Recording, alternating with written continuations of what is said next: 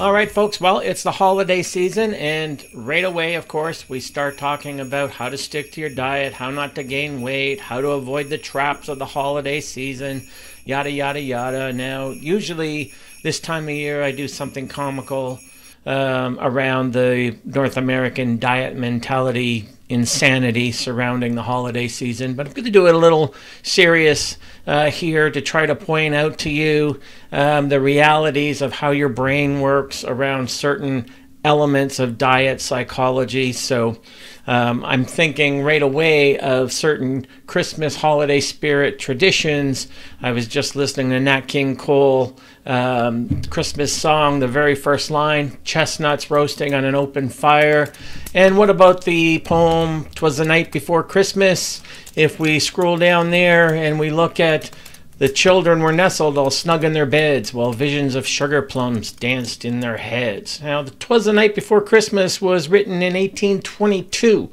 So we're now approaching almost 200 years, and we see between one song and one poem of tradition how food was and is an important part of celebrated traditions. Notice the children had food as part of their anticipation for a merry and magical Christmas, and notice that food is inclusive of cultural tradition, whether it's chestnuts roasting on an open fire or visions of sugar plums dancing in their heads. What we have here is food being included in the excitement, happiness, and cultural traditions, not separate from it. Food is perceived in these elements as a positive emotional anticipation experience. Food is not seen with fear, trepidation, and guilt. And then enters the North American diet mentality madness that comes along over time and says to you, not only should you not perceive food as connected to tradition and experience in this way, but in fact you should feel guilt and shame if you do. And how does that make any sense in terms of rational mind and diet psychology? The real proper diet psychology isn't about resisting temptation, it's about managing celebration. Let's say that again, and let's put that up on the screen for you in big bold popping letters. The proper and real diet psychology is not about resisting temptation, it's about managing celebration. Boom. Remember, what you resist persists. So resisting temptation during the holidays is silly. Instead, manage using food as part of your seasonal celebration and appreciate it and allow it to be inclusive and not exclusive to your holiday experience. Now, we can talk more about this, and I always explain to my clients Ecclesiastes chapter 3, 1 verses 1 to 8, a time for every purpose under heaven, including, if you read the whole 1 through 8, a time for every purpose under heaven, including a time to embrace and a time to refrain from embracing. This includes food as part of celebrating a spirit of holiday tradition, a time to embrace and a time to refrain from embracing. So this is an important element because my inbox gets flooded this time of year. How am I going to stick to my diet this time of year? I have so many parties and social engagements and people are panicking. And then on the other side of that, I have so-called experts writing me. For instance, someone wanted to know if I wanted to be part of, instead of the 12 days of Christmas, 12 days of weight loss, which is complete and utter insanity if you are a person who has a tradition from your own life, your whole life of celebrating the holidays. So instead of trying to resist temptation, instead lean into it, lean into the acceptance of it, and fully embrace it. So what I tell people on my cycle diet is, in times of vacation or whatever, people are all verklempt and they're all worried about how much weight they're going to gain.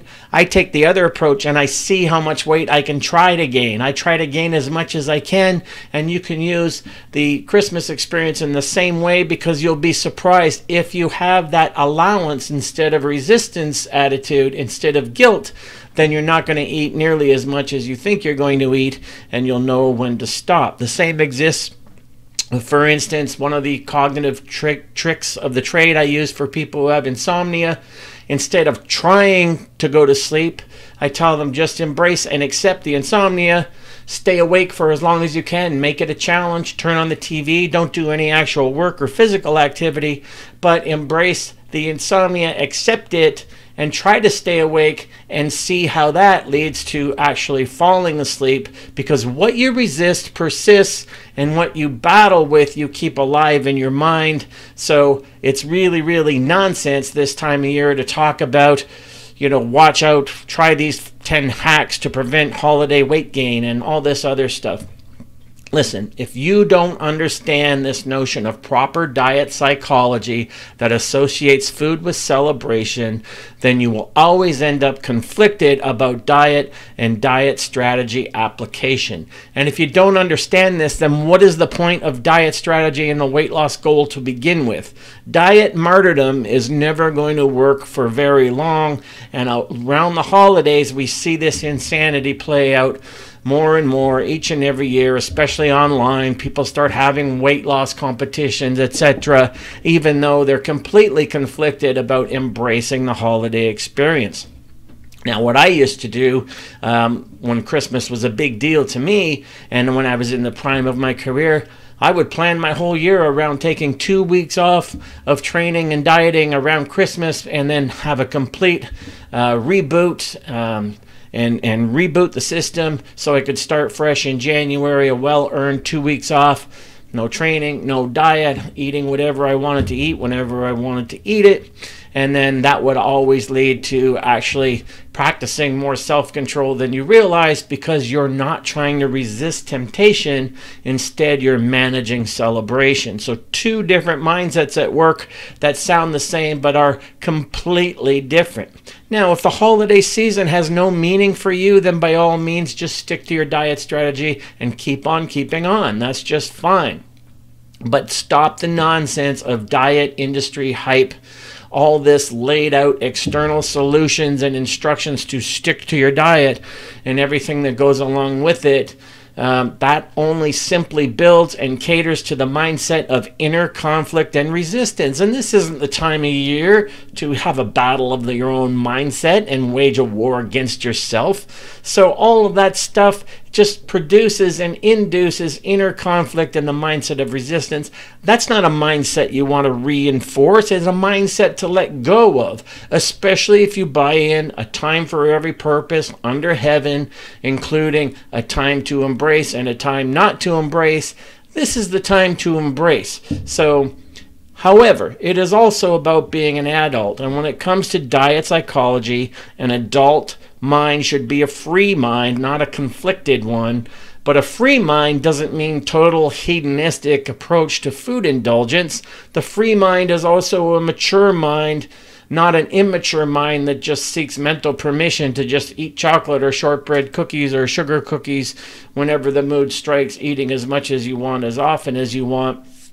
However, if you engage in embracing and leaning into the holiday experience and telling yourself you are free to do that, you will find that you won't do it nearly as often as you think.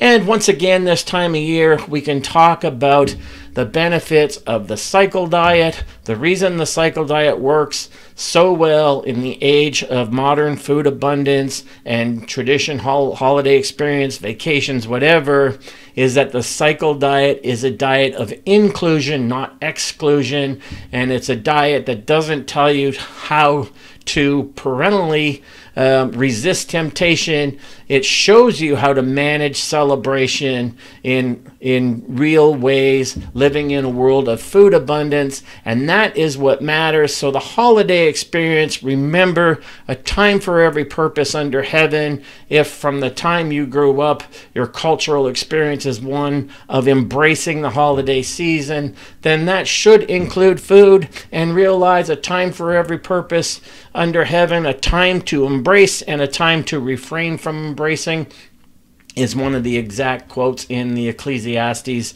1-8. So think about that and then choose your indulgence, and then enjoy the holiday experience. It's not something that you should be conflicted about if it is important to you and you have traditions of getting together socially with family, friends, office workers, whatever. So remember, it's not about resisting temptation, it's about managing celebration. But if you lean into it and tell yourself you are allowed to enjoy the holidays, then that is what matters. And then a time to embrace and a time not to embrace. The time not to embrace is all the time after that. So when you get back to your healthy diet strategy, you don't start making excuses to indulge on Friday, Saturday, Sunday, or you had to indulge because it's your cousin's nephew's neighbor's 6th birthday or something like that. A time to embrace, a time to refrain from embracing. But it is the holiday season. Chestnuts roasting on an open fire, or visions of sugar plums dancing in their heads, and all the other ways and means by which food is included as an important part of cultural, traditional celebrations and experience. So it's an important thing. Tune out all the low-level diet expert guru nonsense that tells you how you can stick to your diet during this time and how to avoid gaining weight during this time. Why do you want to engage in a mindset that induces inner conflict during a time that should be fully embraced? So a time for every purpose under heaven, a time to embrace and a time not to embrace, and that means including food and having visions of sugar plums dancing in your head. And as you can see, you should be able to enjoy a food indulgence rarely and on occasions that matter, and that is part of how humans evolved in terms of making food better and better and more hyper palatable, because that is our nature. We are positively emotionally connected to the eating experience, and that is why food becomes part of cultural tradition. To try to avoid that, deny that, deflect that, or turn that into a negative is to work against your own hardwiring in your brain, and that makes absolutely no sense at all. So lean into it, embrace the spirit of the holiday traditions if that is important to you, and that includes enjoying food indulgence as well. And there's a time to get back at it, but never ever buy into fitness and diet industry nonsense that tells you and induces inner conflict in you about how to avoid food indulgences during the holiday season. That is not proper diet psychology, and it's people who truly don't understand how the mind is connected to the body in terms of how our minds work to actually want to engage and embrace food with traditional cultural experiences. So keep that in mind. Food, diet, and the holidays, have some bloody perspective. It's not about being a diet martyr, and if you don't understand a time for every purpose under heaven, then eventually you are going to experience an inner mental conflict about food and dieting, and a diet martyrdom won't work for long, whether it's around other people or you just get tired of fighting the battle in your own mind, and so you surrender the martyrdom, and then you end up back to where you started. So things to consider: chestnuts roasting on an open fire, visions of sugar plums dancing in your heads, and of course pictures of yourself and friends and family enjoying a holiday toast or holiday food or holiday meal. Embrace it, lean into it. Happy holidays.